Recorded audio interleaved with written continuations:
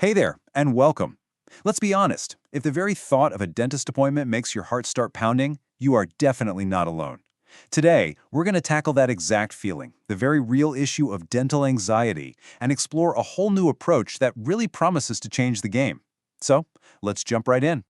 Just listen to that for a second. That high-pitched whirring noise. For so many of us, that is the literal sound of fear. It's this powerful, almost primal trigger that can turn a simple checkup into a total ordeal. But here's the thing. What if it didn't have to be like that? Because the reality is, for thousands and thousands of people, this fear is a huge wall that stops them from getting the care they need. And look, this isn't about being a little nervous. We're talking about a genuine, deep-seated anxiety that we have to acknowledge and, finally address. And what's so interesting is how specific these triggers can be. Maybe for you, it all goes back to one bad experience you had as a kid that's just stuck with you. For someone else, yep, it's that sound of the drill. It could even be something as simple as that clinical smell, or of course, a major fear of needles. Any one of those can be enough to set you on edge. These are the real hurdles we're talking about. So, how in the world do you change something that's so deeply ingrained? Well, you start by flipping the entire philosophy on its head. It's all about shifting from a situation where you feel completely powerless to an experience where you are the one who is firmly in control. This right here, this is the core promise, and it's so simple, but so incredibly powerful. It doesn't have to hurt. That's not just some catchy slogan. It's a real commitment. It's a promise that aims to take fear apart, piece by piece, right at its source. And here's exactly how they make that promise a reality. It's a philosophy called a patient-controlled basis. So what does that actually mean for you? It means that whole traditional dynamic, it's gone. You're not just a passenger anymore, sitting back and hoping for the best. No, you're the one in the driver's seat, totally in charge of the pace of your own appointment. And this is the game changer. This one simple, unbreakable rule.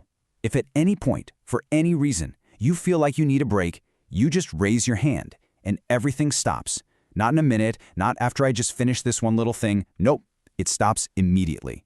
That single gesture puts all the power right back in your hand. Of course, a philosophy is really only as good as the person who puts it into practice, right? This is where the human element becomes absolutely crucial.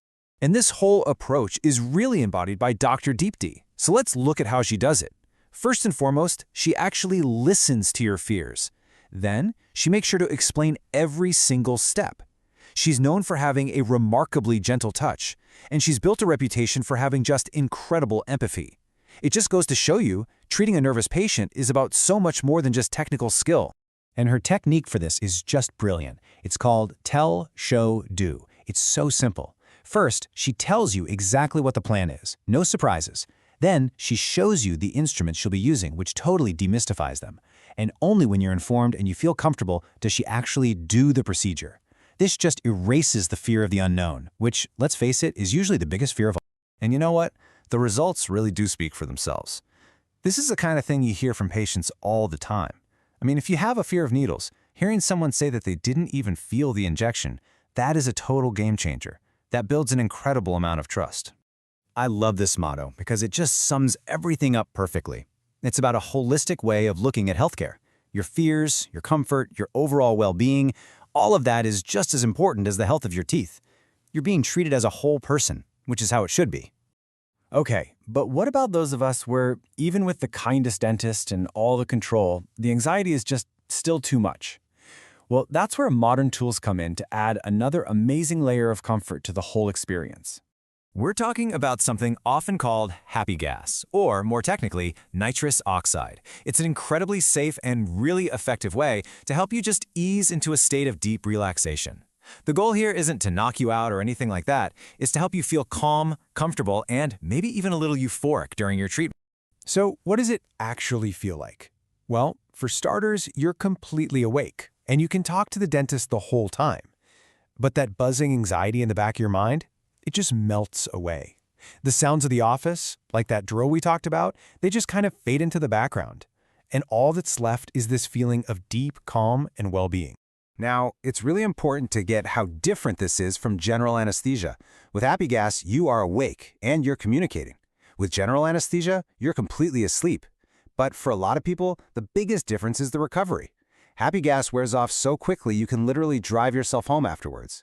General anesthesia? That can leave you feeling groggy for hours, and you'll need someone to take you home.